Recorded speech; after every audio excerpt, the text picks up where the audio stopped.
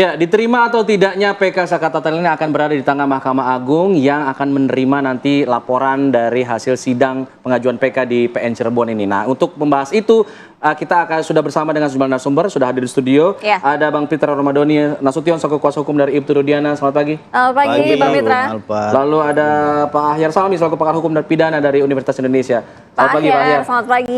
Melalui sambungan Zoom kita sudah tersambung bersama dengan Ibu Titin Prialianti selaku kuasa hukum dari Saka Tatal. Selamat pagi Bu Titin. Selamat pagi Bu Titin. Selamat pagi. Selamat pagi Mas Mbak. Baik. Selamat pagi. Ya, saya ingin ke Bung Pitra dulu ya Bu ya, ada di studio. Kalau kita lihat Bung Pitra, ini sidang PK sudah selesai, tapi kalau kita lihat dari gelaran sidang yang sudah berlalu, sepertinya ini makin menyudutkan klien Anda, Ibtu Rudiana, termasuk apa yang dikatakan oleh Prof. Muzaki terakhir, bahwa yang disoroti adalah proses penyelidikannya ini tidak tanpa melewati proses penyelidikan yang benar begitu, prosesnya dipertanyakan. Nah, ini semakin menyudutkan klien Anda, tanggapannya bagaimana? Kalau memang ada seorang ahli yang menyudutkan internal pribadi seseorang, maka dipertanyakan keahliannya. Dan pendapatnya itu saya kira harus jadi catatan oleh Majelis Hakim PK nantinya di Mahkamah Agung Republik Indonesia, apakah layak untuk dijadikan bahan pertimbangan atau tidak. Kalau saya ditanya secara pribadi, apakah yang bersangkutan ini layak dijadikan sebagai bahan pertimbangan untuk dalam putusan itu, tentu tidak. Dan harus saya kesampingkan, karena sudah menyerang internal pribadi, seperti itu. Setahu saya, seorang ahli yang independen itu harus berbicara netral. Apa yang menyinggung pribadi apa sih menurut Bung Pitra kemarin? Yang pertama itu yang bersangkutan itu bicara tentang surga neraka juga. Tidak ada korelasinya terkait dengan perkara yang sedang berjalan ini. Masalah surga dan neraka itu kan kewenangan daripada ahli agama, bukan ahli pidana. Terus yang kedua, yang bersangkutan juga menyampaikan keterangan-keterangan yang kontroversial. Seperti ini adalah jebakan Batman, kata dia seperti itu. Menurut saya itu adalah suatu pendapat yang menimbulkan spekulasi liar di tengah-tengah masyarakat. Tapi makanya kalau pendapat itu disampaikan dengan mengutarakan suatu peristiwa, contoh-contohnya, apa yang menjadi janggal? Seorang ahli saya kira harus memberikan pendapat yang netral dan objektif, ya, tidak subjektivitas. Karena memang keahliannya sudah subjektivitas, saya kira itu tidak bisa dijadikan bahan pertimbangan nantinya oleh Hakim PK untuk menerima pertimbangan-pertimbangan dia yang dia sampaikan di dalam sidang PK kemarin. Nah, saya kira kita semua juga ya harus objektif dalam melihat kasus ini sebelum adanya putusan yang membatalkan putusan Mahkamah Agung yang terdahulu.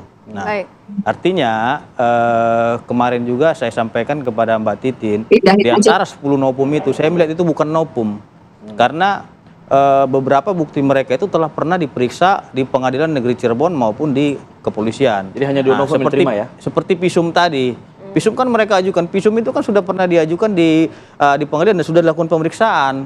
Nah, sebagaimana diatur dalam pasal 263 ayat 2 huruf A itu, apabila memang novum yang mereka ajukan ini bukti ini sudah pernah diperiksa, itu tidak dapat diterima oleh majelis hakim. Oke. Baik. Nah, apalagi mereka ini mengajukan bukti foto-foto dari bukti PK1 sampai PK5 itu adalah foto-foto korban, ya, di mana foto-foto korban ini diambil dari sudut pandang berbeda. Sedangkan jaksa penuntut umum menyampaikan foto tersebut sudah pernah diperiksa.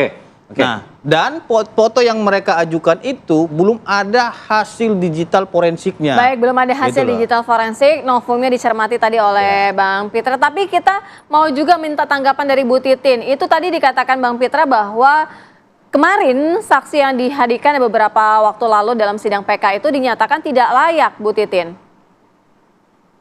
Ya, itu kan boleh pendapat Mas Pitra yang baik, yang pintar. Tetapi apakah semua ahli yang dihadirkan itu dianggap tidak layak semua? Kita serahkan saja penilaiannya ke masyarakat Indonesia yang juga melihat tayangan secara langsung.